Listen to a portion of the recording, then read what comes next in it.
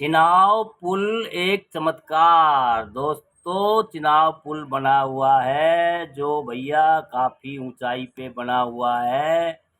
Saudi अरब के Dubai के Eiffel tower से भी ऊंचा है, उसकी ऊंचाई है और बहुत लंबाई दूरी तक फैला हुआ है। और ये भारत की चिनाव नदी पर एक पुल है। ये एक चमत्कार है भैया, अच्छी जानकारी है।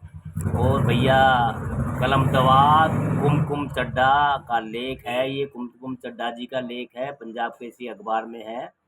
और भैया मेरे को अच्छा लगा तो मैं आप लोगों के सामने पेश कर रहा हूँ। अच्छा लगे तो आपको भैया जानकारी लीजिए। अपने भारत में जब देश चिनाब रेल पुल के उद्घाटन पर उत्सव मना रहा था, तब इस परियोजना की मुख्य महिला इंजीनियर डॉक्टर माधवी लता स्पेन के मैड्रिड में थी।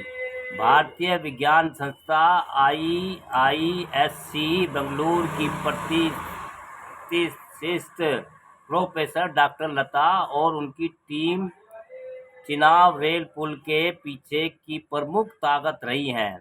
आंध्र प्रदेश के मुख्यमंत्री चंद्रबाबू नायडू ने उन्हें तेलुगु बेटी कहकर उनके समर्पण को सराहना की है। यह बिना कारण नहीं था। डॉक्टर लता ने इस पुल परियोजना को अपने जीवन के 17 वर्ष समर्पित किए, जिसे एक वास्तुशिल्प चमत्कार कहा जा सकता है।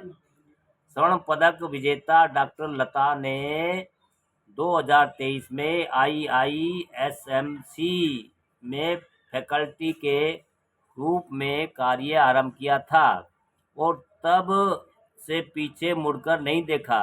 जब देश भर में उनके और उनकी टीम के इस अद्भुत कार्य की प्रशंसा हो रही थी, तब डॉक्टर लता ने स्वयं को केंद्र में लाने से इनकार कर दिया। उन्होंने ट्वीट कर कहा कि इस मिशन के पीछे की महिला असंभव को संभव बनाया और पुल बनाने में चमत्कार कर दिया।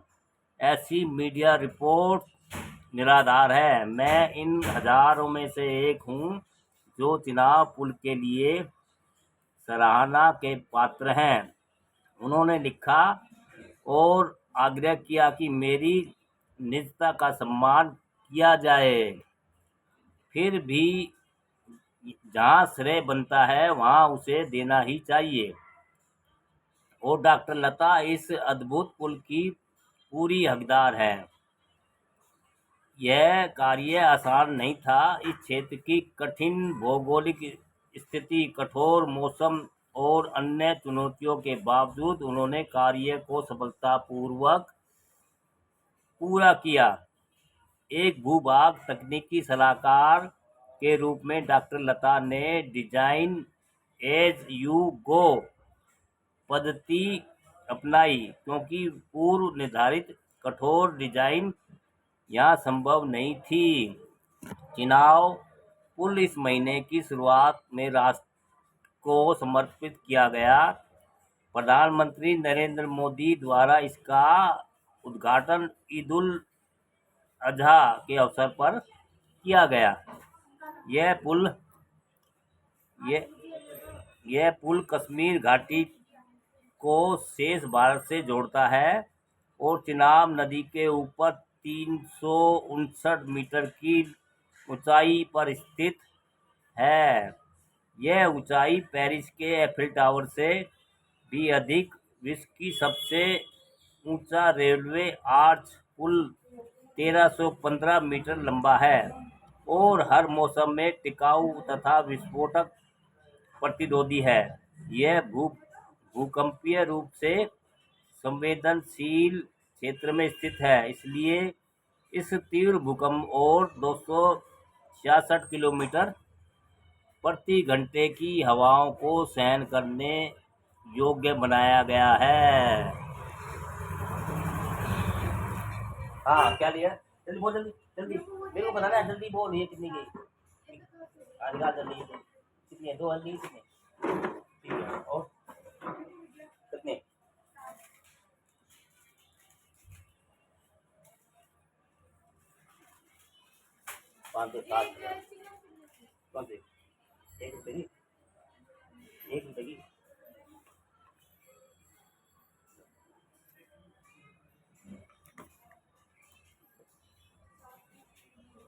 गए 10 ना?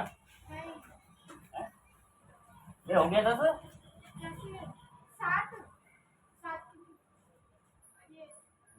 अरे 2 रुपये की वो नहीं ली बर्फी? जब तूने लिखा 2 ले लूँ 2 ले लूँ, क्या एक ले लूँ? जब लिखा नहीं मैं 2 ले लूँ 2 ले लूँ, मैं बोला मैंने गिनती कर ली 4 ही बनती है।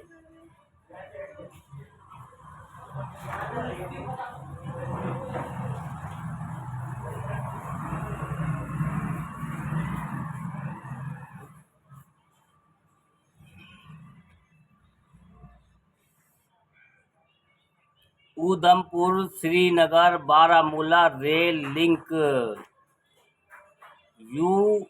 USBRL परियोजना के तहत भारत का पहला केबल स्टे रेल पुल अंजीखंड पुल भी शामिल है, जो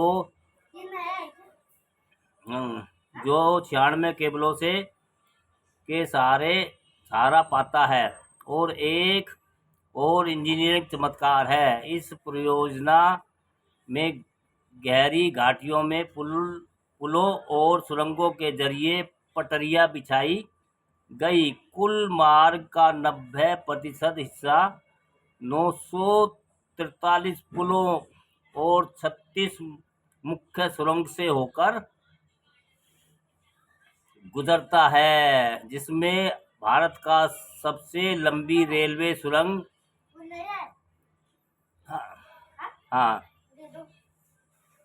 T50 भी शामिल है, जिसकी लंबाई 12.7 किलोमीटर से अधिक है।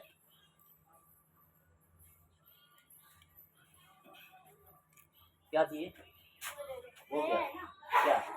हाँ ये नया है। क्या ये कोई गुलाबी तो हाँ जल्दी बोल नहीं होता पता। चल निकल, नहीं बोलना तो चल मैं वीडियो बना रहा हूँ, चल निकल निकल नहीं चल 1 रुपये का है वो, फिर वो खुल ले पैसे चल।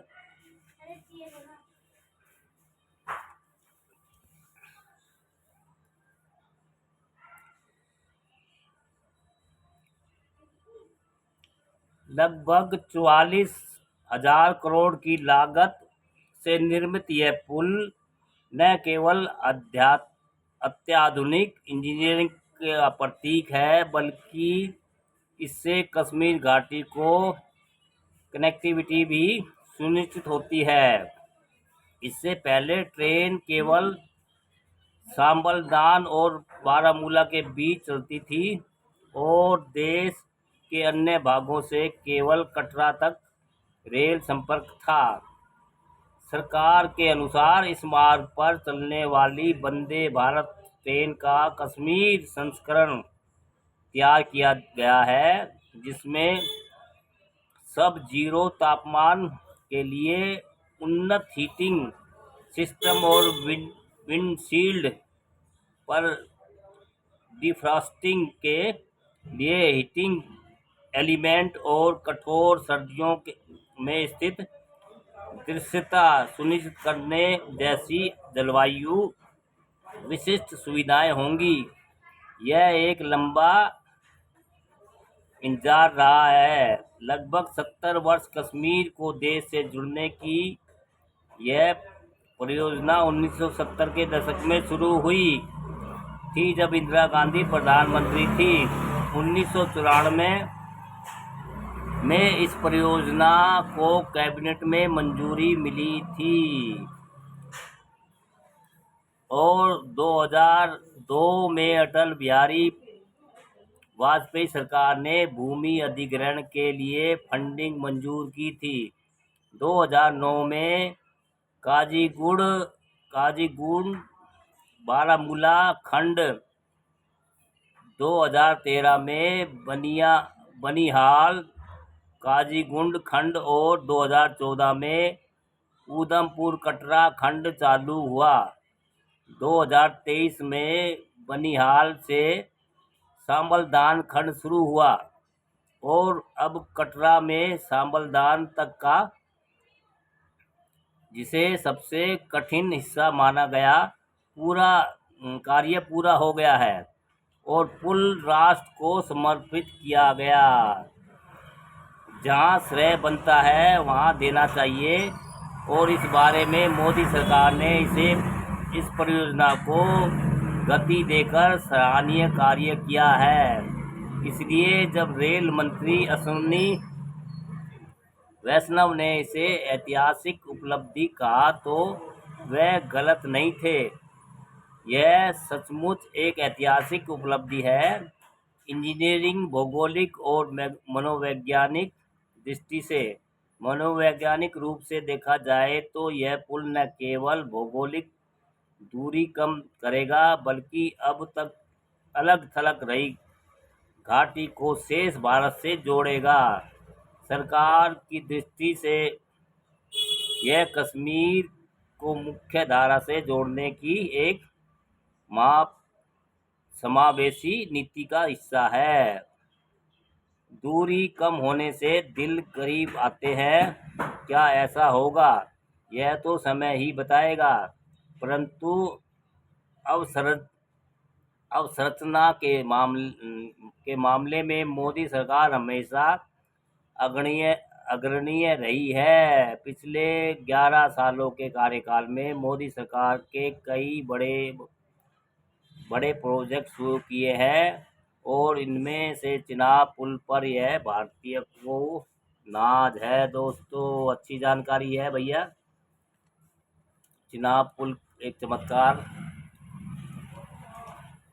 अच्छी जानकारी है दोस्तों। अच्छा लगे तो लाइक, कमेंट, शेयर भी कीजिए दोस्तों।